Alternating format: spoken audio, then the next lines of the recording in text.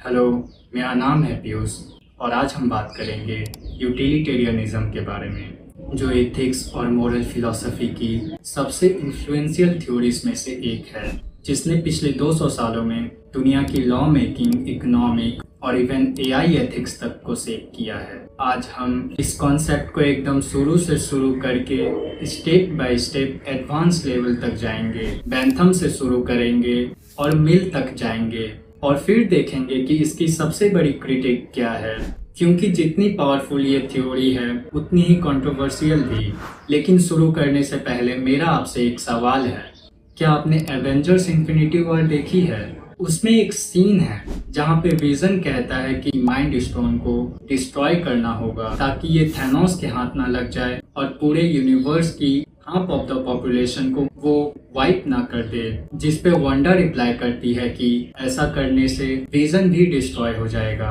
जिस पे विजन कहता है कि थैनोस पूरे यूनिवर्स के लिए खतरा है, अगर ये इन्फिनिटी स्टोन थैनोस के हाथ लग गई तो वो पूरे यूनिवर्स की हाफ ऑफ द पॉपुलेशन को वाइप कर देगा। विजन ये भी कहता है कि थैनोस को रोकने के लिए एक जान की क्या ही कीमत है, जिस पे कैप्टन अमेरिका विजन को ये रिप्लाई करते हैं कि कीमत है, we don't trade life's vision, यानी कि हम जान के बदले जान का सौदा नहीं करते। पर हम सबको पता है जब थैनोस के हाथ में सारे इन्फिनिटी स्टोन्स आ गए तो उसने क्या किया, पूरे यूनिवर्स की हाफ ऑफ द पॉपुलेशन और रिसोर्सेज को वाइप कर दिया। आप सोच रहे होंगे कि इस मूवी का इस टॉपिक से क्या लेना देना। इस वीडियो के एंड तक बने रहिए, आप खुद देखेंगे कि कैसे ये मूवी यूटिलिटेरियनिज्म के सबसे बड़ी डिबेट पे खड़ी है।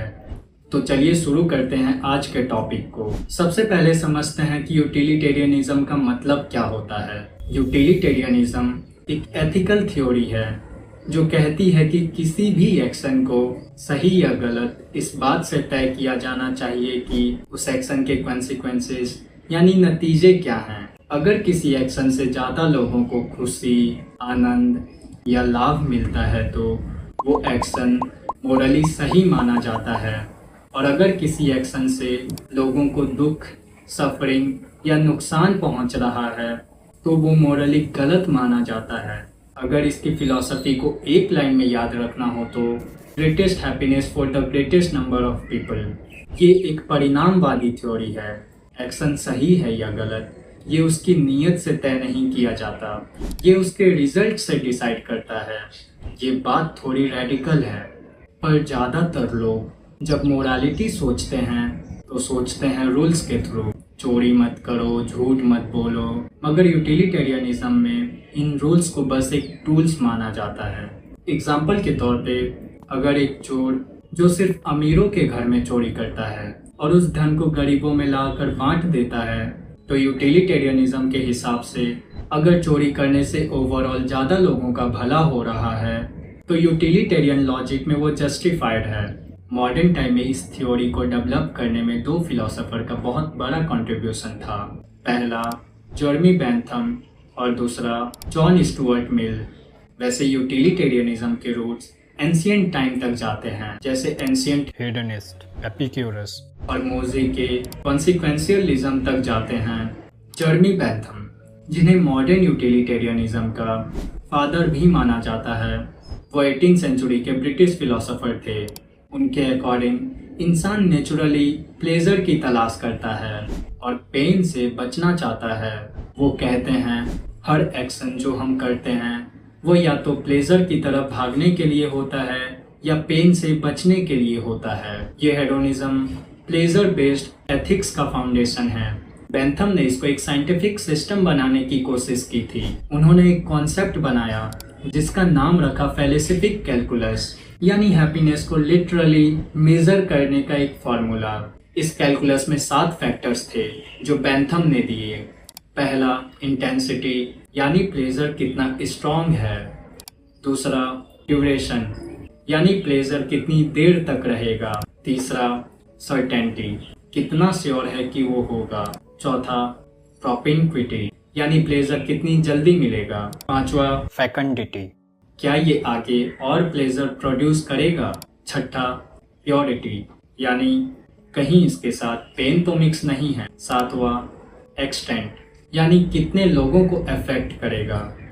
बेंथम का विजन था कि एथिक्स को बिल्कुल मैथमेटिक्स की तरह बनाया जाए, प्लेजर और पेन को नंबर्स में कन्वर्ट किया जाए। यहाँ एक इम्पॉर्टेंट बात समझना जरूरी है। बेंथम के लिए हर इंसान का प्लेजर इक्वली काउंट होता था। उनका एक फेमस स्टेटमेंट है, each to count for one, none for more than one. यानी राजा हो या रंक, उसका प्लेजर उतना ही मैटर करता है जितना एक मजदूर का। लेकिन बेंथम के थ्योरी में एक गैप था। बेंथम के कैलकुलस में सारे प्लेजर को सेम टाइप माना गया है, यानी कि हायर प्लेजर को लोअर प्लेजर के इक्वल माना गया है। इसका मतलब कि एक आदमी पोएट्री पढ़कर उतना ही प्लेजर फील करेगा जितना कि दूसरा आदमी कोई गेम खेलकर। दोनों प्लेजर को इक्वली वैलिड माना गया। उनका इस पे एक और फेमस स्टेटमेंट है, spin is as good as poetry. यानी बेंथम के हिसाब से अगर क्वांटिटी सेम है तो एक इंटेलेक्चुअल परस्यूट और एक सिंपल फिजिकल प्लेजर में कोई क्वालिटी का फर्क नहीं है। और इसी गैप को फिल करने आए जॉन स्टुअर्ट मिल। मिल बेंथम के बाद आए और उन्होंने बेंथम के थ्योरी को रिफाइन किया। मिल का आर्गुमेंट था कि सभी प्लेजर एक बराबर नहीं होते। कुछ प्लेजर हायर होते हैं, जैसे नॉलेज, क्रिएटिविटी, इंटेलेक्चुअल प्लेजर्स, और कुछ लोअर होते हैं, जैसे प्योरली फिजिकल सेंसरी प्लेजर। मिल का इस पे सबसे फेमस कोट है, It is better to be a human being dissatisfied than a pig satisfied. Better to be a Socrates dissatisfied than a fool satisfied. इसका मतलब है, मिल कहते हैं कि एक सुअर अपनी बेसिक फिजिकल नीड से सेटिस्फाइड हो सकता है, लेकिन एक इंसान जो हायर एम्बिशंस रखता है, रीजनिंग, इमेजिनेशन, मोरल सेंस, वो कभी भी प्योरली एनिमल लेवल सेटिस्फैक्शन से संतुष्ट नहीं हो सकता।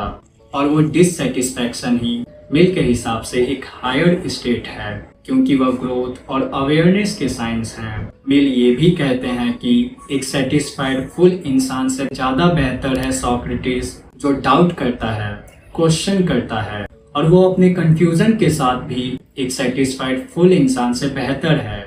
ये मूव फिलोसफिकली बहुत इंपॉर्टेंट थी, क्योंकि मिल ने यूटिलिटेरियनिज्म को सिर्फ प्लेजर मैक्सिमाइजिंग कैलकुलेटर से निकालकर एक गहरा और ह्यूमन थ्योरी बनाया।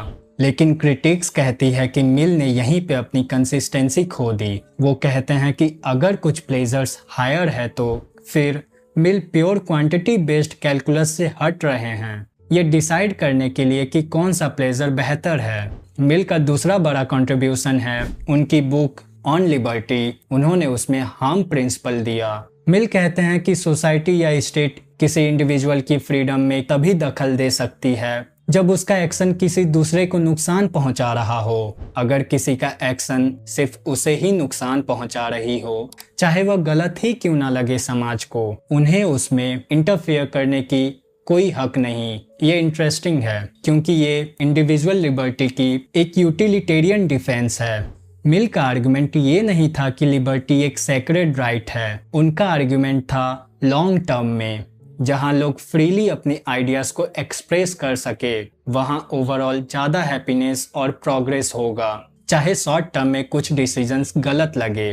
बेंथम और मिल के बाद एक और नाम है जो कम लिया जाता है, लेकिन ये उतना ही इम्पोर्टेंट है, हेनरी सिडविक, जिनकी 1874 की book the methods of ethics को बहुत फिलोसोफर यूटिलिटेरियनिज्म का रिगरस सिस्टमैटिक डिफेंस मानते हैं। हेनरी ने यूटिलिटेरियनिज्म को एक कॉमन सेंस मोरालिटी के अगेंस्ट टेस्ट किया। उन्होंने दिखाया कि हमारे रोजमर्रा के मोरल इंट्यूशंस जैसे प्रॉमिस कीपिंग, ऑनेस्टी कैसे यूटिलिटी से जस्टिफाई हो सकते हैं। उन्होंने एक कॉन्सेप्ट दिया जिसे कहते हैं डुअलिज्म ऑफ प्रैक्टिकल रीजन, जैसे रैशनल सेल्फ इंटरेस्ट जो कहता है मैं अपना भला देखूं, और दूसरा रेशनल बेनेवोलेंस जो कहता है मैं सबका भला देखूं। ये दोनों इक्वली रैशनल लगते हैं, लेकिन कभी भी ये दोनों एक साथ अलाइन नहीं करते।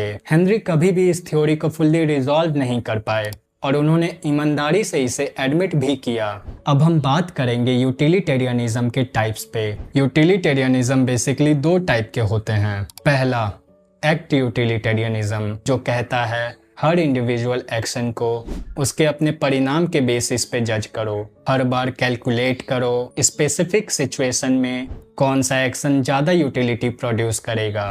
दूसरा, रूल यूटिलिटेरियनिज्म, जो कहता है हर बार कैलकुलेट करना इम्प्रैक्टिकल और रिस्की है। उसके बजाय कुछ ऐसी जनरल रूल्स बनाई जाए जो अगर कंसिस्टेंटली फॉलो की जाए तो सोसाइटी में ओवरऑल यूटिलिटी यानी लाभ ज़्यादा प्रोड्यूस करेगी। फिर उन रूल्स को फॉलो की जाए, भले चाहे कुछ स्पेसिफिक केस में वह रूल्स थोड़े सब ऑप्टिमल यानी कम अच्छे लगे। इसको एक एग्जाम्पल से समझते हैं। मान लीजिए कि आप एक डॉक्टर हैं और आपके हॉस्पिटल में 5 ऐसे पेशेंट आए हैं जिन्हें ऑर्गन ट्रांसप्लांट की ज़रूरत है, और अगर सही समय पे ऑर्गन ट्रांसप्लांट कर दी गई तो उन 5 के जान बच सकते हैं, और वो 5 लोग बहुत ही खास हैं। मान लीजिए कि उन पे पूरी देश निर्भर है, वह देश की इम्पोर्टेंट डिसीजंस लेते हैं, और उसी हॉस्पिटल के बाहर एक गरीब जो भीख मांग कर अपना गुजारा करता है वो भी वहीं रहता है। और मान लीजिए कि उसके सभी ऑर्गन्स